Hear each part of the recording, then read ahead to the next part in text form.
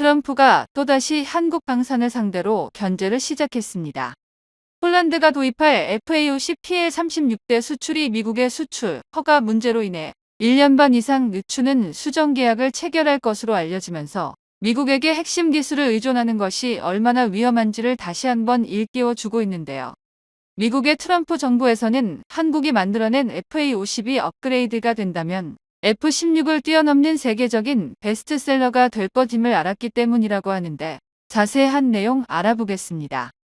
국내 언론에서는 K방산이 자랑하던 총알 배송의 신화가 이번 지연 계약으로 인해 무너질 수 있다는 우려를 내놓고 있습니다. 하지만 사실 FA50을 제작하는 카이와는 전혀 무관하게 폴란드 정부와 미 정부 간의 협상 지원 때문에 발생하면서 수정 계약까지 진행되고 있는 게 밝혀졌습니다. 항공 무장이나 레이더 등 핵심 부품을 해외에 의존하는 것이 국가 안보에 얼마나 큰 영향을 미치는지를 다시 한번 확인할 수 있는데요. 미 정부는 폴란드가 요구하는 FA50PL의 군용 GPS 시스템과 A사 레이더, 항공무장, 임무 컴퓨터 등 핵심 부품에 대한 수출 허가를 아직까지 내주지 않았기 때문입니다. 이번 지연으로 인해서 폴란드 정부가 야심차게 진행하고 있는 전력 교체 사업이 불가피하게 지연될 것으로 보이며 우크라이나에 지원하려고 하던 미그 전투기도 늦어질 것으로 보여 파문이 확산되고 있습니다. 미국에서 수출 허가를 내주지 않고 있지만 카이는 미국산 레이더와 항공무장을 시제기에 장착하는 시험을 지속한다는 계획으로 차후에 물량이 공급되면 빠르게 조립할 수 있도록 미리 전투기를 생산해 놓고 있을 예정입니다. 카이는 최근 미국에서 시제품으로 공급된 팬텀 스트라이크 A사 레이더를 장착하고 시험하는 기체를 공개하기도 됐으며 폴란드 언론들을 적극 초대해 홍보 활동을 강화하는 등 납기를 지킬 수 있다고 밝혔지만 결과적으로 미 정부의 늦장 일처리로 인해서 1년 반 이상 납기를 수정할 수밖에 없게 되었습니다. 폴란드 정부에서는 한국과 방산 계약을 축소하려고 하며 배송 납기로 지체 배상금을 받으려고 할 것이지만 순순히 수정을 진행 중이라는 것을 보면 이번 납기 지연이 어쩔 수 없는 것으로 알 수 있습니다. 카이는 폴란드 수출형인 FA50PL을 블록 20으로 부르고 있으며 최신형 전투기의 특징인 미국산 항공무장과 레이더 소프트웨어가 대거 포함된 모델로 미국의 전략기술이 포함되어 있어 미국 국무부의 승인이 절대적입니다. 미 방산업체가 한국에 팔고 싶어도 수출 허가가 나오지 않으면 도입할 수 없는 민감한 품목들로 폴란드 정부가 미 정부와 협상해야 하는 범위에 속해 있는데요. 카이는 폴란드와 미국과의 협상에서 확보한 부품들로 FA50PL을 양산하는 것이기 때문에 협상 권한이 없는 것이 현실입니다. 트럼프 정부가 들어오면서 유럽과 불편한 관계로 바뀌었고 결국 이번 사태에 영향을 미치는 것이 아닌지 우려되고 있는데 미국에서 어떤 핑계를 들어 수출 승인을 내주지 않는지는 알려지지 않았습니다. 러시아가 우크라이나를 침공하자 폴란드가 판매를 요구한 F-16 전투기 공급이 늦어지면서 대안으로 FA-50 경전투기를 제안했을 정도로 적극적이었던 미국의 태도가 180도 변한 것은 사실인데요. 그렇기에 미국은 하이에 A사 레이더와 중거리 공대공 미사일까지 통합하는 사업을 이루어지도록 소량 판매를 허가했으며 이를 통해 FA-50P의 블록 20 시제기로 개발하고 있는 중이었습니다. 한국이 FA-50을 블록 20으로 업그레이드하게 되면 전투기의 공격력 즉 공대공 및 공대지 교전 능력이 기존 대비 최소 40%에서 최대 50% 이상 껑충 뛰어오를 전망인데요. 여기에는 레이더 성능 향상과 중거리 미사일 운영 능력 확보, 항전 장비 업그레이드 등을 한꺼번에 이뤄내면서 경공격기급 플랫폼이 사실상 중견 멀티롤 파이터로 격상되는 셈이라 할 수 있습니다. 그렇기에 미국에서도 견제를 위해 일부 소량만 판매를 허용했던 것입니다. 이번 업그레이드를 통해 한국산 경전투기가 단순한 훈련기 공격기를 넘어서 사실상 중견 전투기에 근접한 작전 능력을 갖추게 된다는 점이 핵심 포인트인데요. FA-50이 얼마나 바뀌길래 미국 트럼프 정부에서 이처럼 견제를 하는 것일까요? 가장 먼저 꼽힐 만한 요소는 레이더입니다. 블록 20에서 탑재되는 AC 레이더는 이전 기계식 레이더와 비교해 탐지거리와 표적 추적 능력을 크게 끌어올렸습니다. 기존 기계식 레이더 기준으로는 50에서 60km 내외에서 표적을 포착하던 것을 이제 최대 120km까지도 가능하다고 알려져 있습니다. 이런 차이가 얼마나 중요한지는 공중전 시나리오를 생각해보면 단번에 알 수 있습니다. 적기를 더 일찍 포착하고 먼저 미사일을 발사할 수 있다면 교전 결과가 달라지는 건 당연한 이치입니다. 두 번째는 무장 운영 능력입니다. 흔히들 경공격기 하면 근접 항공지원이나 제한적인 폭격 정도만 떠올리실 텐데 블록 20 버전은 중거리 공대공 미사일인 AIM-120 계열 등을 장착할 수 있는 기반을 갖추게 됩니다. 즉, 이제는 눈에 보이는 범위를 넘어 BVR에서의 교전이 가능해지는 것입니다. 중거리 미사일을 장착해 50에서 70km 떨어진 적기를 선제 공격할 수 있다는 건 예전 FA-50이 보여줬던 근접전 위주의 전술 패턴과 전혀 다른 차원의 유연성을 제공합니다. 폴란드 공군이 FA-50 PL을 선택한 주요 이유도 여기에 있습니다. 러시아제 미그기를 운용하면서 겪었던 부품 수급난과 높은 유지비 문제를 더는 고수하기 어렵다고 판단했고, 상대적으로 저렴하면서도 기동성과 신뢰성을 인정받은 FA-50에 높은 관심을 보였습니다. 그런데 여기에 A사 레이더와 중거리 미사일 운영 능력까지 붙으니 말 그대로 가성비 최고의 멀티롤 전투기로 변모한다는 셈입니다. 사실상 스텔스기를 제외하면 현존하는 최강의 전투기는 F-15나 F-16V라고 할 수 있습니다. 하지만 이런 전투기들은 한 대당 1천억이 넘어가고 무장체계를 비롯한 프로그램 코스트로 따지자면 이보다 훨씬 많은 금액이 들어갑니다. 미국산 전투기 한 대 살 돈이면 한국의 FA-50을 3대 가까이 구매할 수 있는데요. 기존 FA-50이 주로 근접전에 의존해야 했던 것과 달리 이제는 적외선 유도 미사일뿐 아니라 레이더 유도 중거리 미사일로 교전 범위가 대폭 늘어납니다. 전투 행동 반경도 크게 변화하지 않지만 표적을 탐지하고 추적하는 능력 자체가 확대되니 사실상 한 기체가 처리할 수 있는 임무 스펙트럼이 배로 확장되는 것입니다. 그리고 유지 정비 부분도 아주 중요합니다. FA-50 시리즈는 원래 훈련기 성격을 베이스로 둔 만큼 정비 편의성이 확보된 플랫폼입니다. 여기에 최신 항전 장비와 자가 진단 시스템이 들어가면 고장 발생 빈도도 줄어들고 가동률이 자연스럽게 올라가는데요. 이를 통해 공군 전체 작전 가능 기체 비율을 끌어올릴 수 있다는 장점이 있습니다. 여기서 한 가지 흥미로운 비화가 있습니다. 사실 FA-50 계열에 A사 레이더를 붙이는 연구는 이미 2010년대 중반부터 극비리에 시작되었습니다. 처음에는 카이 내부에서 미국 레이더 업체와의 협업을 모색했지만 소프트웨어 인터페이스와 아이타의 문턱이 생각보다 까다로워서 쉽지 않았습니다. 동시에 유럽산 레이더도 검토했는데 무장 통합과 유지 보수 문제에서 난항이 예상되었습니다. 결국 다양한 시행착오 끝에 L3 해리스 계열의 팬텀 스트라이크 레이더를 선택했고, 이 과정에서 한국 측 항전 소프트웨어 엔지니어들이 굉장히 많은 기술적 도전을 통해 독자적인 노하우를 축적했습니다. 이때 축적된 노하우 덕분에 블록 20 생산 속도가 빠르게 진행될 수 있으나 미국에서 허가를 내주지 않았기에 주춤하고 있는 것입니다. 한편 카이에서는 수출 승인 지연이 더 늦어질 가능성도 제기되면서 국산 A사 레이더와 항공무장 개발에 속도를 붙이고 있습니다. 미국에서 도입하려고 하던 A사 레이더는 아직까지 장착한 전투기가 없는 신형 모델이며 FA-50 경전투기에 장착되어 폴란드군에서 검증하려던 계획이었기 때문에 국산 A사 레이더 개발이 빨라지고 지속해 수출 승인이 늦어지면 폴란드가 한국산 레이더를 선택할 수도 있다는 것입니다. 소형 A사 레이더 개발에 LIG, 넥스원과 하나 시스템이 뛰어들었으며 KF-21에 장착된 레이더를 개량한 모델을 선보이기도 했습니다. LIG, 넥스원은 자체 개발한 공랭식 레이더를 네덜란드와 협력해 운용 시험을 진행하고 있어 2-3년 후 전투 배치가 가능할 것으로 보이는데요.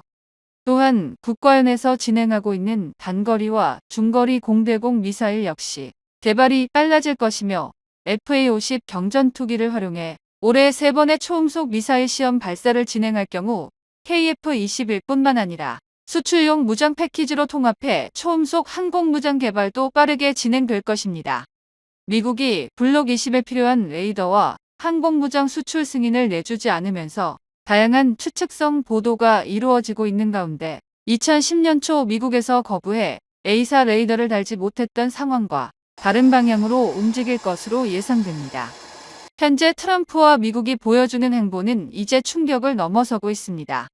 트럼프는 일기 집권 시에 보여주었던 것보다 더 강압적이고 허를 찌르는 방식을 보여주었기에 트럼프에 적응했었던 국가들도 한동안은 적응하지 못했을 정도였습니다. 화들짝 놀란 국가들은 이내 트럼프에게 머리를 숙이는 것이 아니라 이젠 미국을 상대로 점점 손을 잡고 트럼프에 대항하기 시작했습니다. 그러면서 최근 미국은 불과 몇 주 사이에만 30조 원의 손실을 볼 위기에 처해 있는데요. 구멍가게도 아닌 미국에서 세금 관련해 이리 말 바꾸고 저리 말 바꾸는 형태를 보여주며 국가적 신뢰에 금이 가자 그간 미국이 독점 공급하던 특정 무기들의 도입 계획을 취소하는 국가들이 속속 생겨난 것입니다. 이런 상황은 현재 진행형으로 어디까지 번지게 될지 모르는 상황인데 그 와중에 미국과 대치하는 국가들이 이젠 한국과 손을 잡으며 막대한 이득을 누릴 수 있을 상황이 연출되고 있습니다. 한국은 미국과 다른 국가들 사이에서 찾아온 기회를 잡기 위해 만반의 준비를 하고 있는데 이를 자세히 알아보겠습니다. 최근 트럼프 미국 대통령은 마르크 르터 북대서양조약기구 나토 사무총장을 만나 그린란드 및 북극의 중요성을 강조하면서 48대의 쇄빙선 주문을 발언을 했습니다. What is your vision for the potential annexation of Greenland and getting them potentially to... Well, I think it'll happen, and I'm just thinking, I didn't give it much thought before, but 미국이 그린란드를 소유한다는 의견을 말하며 한국에서 쇄빙선을 주문한다는 뉘앙스를 풍겼는데요. 현재 중국 외에는 쇄빙선을 만들 국가가 없기에 사실상 한국의 쇄빙선 주문을 의미하는 것인데 무려 50여 척에 가까운 것이라 주목됩니다. 지구온난화로 바다 얼음이 녹아 북극해에 새 항로가 나타나면서 강대국의 주도권 싸움이 치열해지고 있습니다. 인류의 미지의 땅이자 엄청난 자원의 보고인 북극에 대해 많은 국가들이 관심을 가지고 소유하려고 힘을 쏟고 있는데요. 러시아는 최근 수개월 동안 폭격기 북극해 정찰을 늘렸고 북극해 남쪽까지 감시 범위를 넓히고 있습니다. 미 매체 월스트리트 저널은 러시아와 중국이 치고 나가자 미국이 추격하는 게 현 상황이라고 금주 진단했는데요. 북극해는 과거의 천연 자원 채굴을 위해 다수 국가가 비교적 평화롭게 협력하는 광활한 해역이었습니다. 그러나 해빙이 녹아 남쪽 가장자리에서 선박 운항의 폭이 넓어지자 다른 저위도 해역에서와 같은 쟁탈전 양상이 펼쳐지고 있으며 이는 앞서 논한 자원 패권 싸움이 열리는 상황입니다. 러시아는 북극해에서 비군사용 선박의 활동도 늘리고 있는데요. 노르웨이 정부 당국은 러시아의 전략무기 중요성이 커졌다는 점을 원인 가운데 하나로 지적했습니다. 우크라이나 전쟁에서 재래식 병력이 약화하자 핵무기를 탑재한 흑해 함대 잠수함 등 전략무기의 위협을 강화하려고 한다는 얘기입니다. 위성 분석업체 AAC 스페이스 퀘스트에 따르면 작년에 북극해에서 활동한 상선 정부 선박은 709대로 2018년보다 22%나 늘었다는 겁니다. 러시아는 나아가 미국 등 서방에 맞서 자국과 전략적으로 협력하는 중국을 북극해에 끌어들이는 상황입니다. 그래서 미국은 북극해 운항에 필수인 쇄빙선을 늘리고 러시아와 중국 선박을 위성 무인기 등으로 추격하는 등 대책을 서두르고 있습니다. 중국은 남중국해에서 다른 국가들 근처에 있는 바위섬을 영유권 분쟁 속에 점유하고 군사시설로 만들어 전략 거점으로 사용하고 있는데 이것이 미국, 캐나다 등 동맹국 근처에 재현될 수 있습니다. 한편 북극 지방에 러시아와 함께 가장 많은 부분을 접하고 있는 캐나다 역시 근심이 깊어졌는데 트럼프는 캐나다가 미국의 51번째 주가 아닌 다른 국가라면 자신들과는 상관없다고 발언하기도 했습니다. 미국의 경우에는 당장 노후 군함 교체를 비롯해 유지 보수를 진행하는데 막대한 자원이 필요하고 캐나다는 전 세계에서 가장 긴 연안을 가지고 북극을 접해 잠수함 12대 교체 사업을 진행하려 합니다. 서로 붙어 있지만 각자 자국의 군사력을 강화해야 되는 상황에 놓였는 겁니다. 결국 미국과 캐나다는 북극의 패권을 가져가는데 한국을 전격 투입하려 하는 상황인데요. 북극에 필요한 쇠빙선, LNG, 추진선 등이 절대적으로 필요한 것은 물론이거니와 한국에서 건조된 군함과 잠수함이 북극 패권을 결정할 수 있는 중요 임무를 맡게 된다는 겁니다. 캐나다 매체는 한국의 군함 건조 속도를 비롯해서 규모가 타의 추종을 불허한다는 의견을 냈는데요. 우선 미 국방 여론조사기관 리얼클리어 디펜스는 전 세계 조선소 절반이 중국에 있다고 지적하면서 미국이 중국의 조선업과 군함 건조를 따라잡는 대안은 한국이라고 언급을 한 것입니다. 캐나다 역시 80조 원의 잠수함 교체 사업에서 한국과 일본의 잠수함 업체를 비교하고 있습니다. 두 국가의 디젤 잠수함을 비교하면서 캐나다 해안 방어선과 북극 안보를 지키는 것입니다. 그런데 여기서 한국의 유일한 능력이 조명되면서 캐나다와 미국조차 놀라게 하고 있는데요. 물론 두 국가는 미국에서 건조하는 함정의 비용 절반만으로도 배를 만들 수 있다는 장점이 있고, 미국은 앞으로 군함의 유지 보수를 한국, 일본에 소싱하면 비용이 크게 줄어들 것으로 판단합니다. 그런데 캐나다의 한 디펜스 매거진에서는 최근 보도에서 한국의 잠수함 건조 능력을 조명했습니다. 한국과 일본이 캐나다 잠수함 수주전에 동시에 뛰어들지만 사실상 세 군데라고 평가한 것입니다. 이들은 애초에 한국의 현대중공업과 하나오션이 공동으로 컨소시엄을 구성할 걸로 봤습니다. 왜냐하면 일본에서도 잠수함 12척을 건조하면 미쓰비시, 이마바리, 조선소 등이 힘을 합쳐야 합니다. 그러나 이들 보고서에서는 한국은 하나오션과 현대중공업이 따로 움직일 수 있다고 평가했습니다. 한국의 잠수함을 만드는 조선소들은 한 곳이면 12척을 충분히 기한 내 납품할 것이라 보았고, 실제 하나오션 등은 단독으로 입찰하고 이익을 나누는 공동 컨소시엄을 거부할 가능성도 큰 걸로 봤습니다. 한국의 조선소 한 곳으로도 캐나다 잠수함 12척을 모두 커버할 수 있다고 감탄한 것입니다. 실제 현대중공업과 하나오션은 각각 매년 함정을 몇 척 이상 건조할 능력이 된다 보고하고 있습니다. 이러한 생산기술과 건조 능력은 급변하는 패권 싸움이 격화하는 세계 각지에서 더욱 필요한 상황입니다. 미 국방부가 2030년까지 약 350척의 함정이 필요하며 캐나다 역시 길게 시간을 끌 수는 없기 때문입니다. 이들 두 국가는 각자 한국을 찾아와 문을 두드리게 될 수밖에 없는데요. 현재 캐나다는 미국의 대표 전투기인 F-35에 킬스위치가 있다고 폭로하며 미국과 대척하고 있습니다. 게다가 캐나다에 이어 포르투갈과 독일마저도 F-35 도입 취소를 고려하고 있기 때문입니다. 새로 취임한 캐나다 총리는 실권을 잡자마자 어떤 방식으로든 어떤 형태로든 어떤 형식으로든 미국의 일부는 되지 않겠다면서 F-35 도입 계획을 재검토하도록 명령했습니다. F-35만 무려 88대를 구입할 계획이었던 캐나다인데, 이 정도면 한국 공군이 계획되어 있는 F-35를 전부 받아와서 일선 부대의 완편한 수령보다도 10%나 더 많은 숫자입니다. 이만한 규모의 계약이 통째로 날아가면 미국 입장에서도 어마어마한 타격이 될 것입니다. 비슷한 시기에 포르투갈 역시 F-35 도입 계획을 잠정 중단했습니다. 이들에겐 F-16 30기를 F-35로 고스란히 대체하려는 계획이 있었으나 미국이라는 국가 자체의 신뢰성을 문제 삼으며 이를 백지부터 재검토한다고 결정했습니다. 이 시기에 논란이 된 것이 바로 킬스위치 문제인데, 미국 정부가 해외 판매한 무기들을 원격 무력화시킬 수 있는 비밀 기능이 존재한다는 논란인데요. 현재 이 논란의 결론은 별도의 킬스위치는 존재하지 않을 가능성이 높으나 실제로 그에 준하는 일을 미국 정부가 할 수도 있다는 것입니다. 그 예시가 바로 우크라이나 F-16으로 네덜란드가 운영하던 중고품이나 미국이 직접 판매한 것조차 아닌데, 트럼프가 우크라이나 지원을 중지하자마자 움직이지 않게 되어버렸습니다.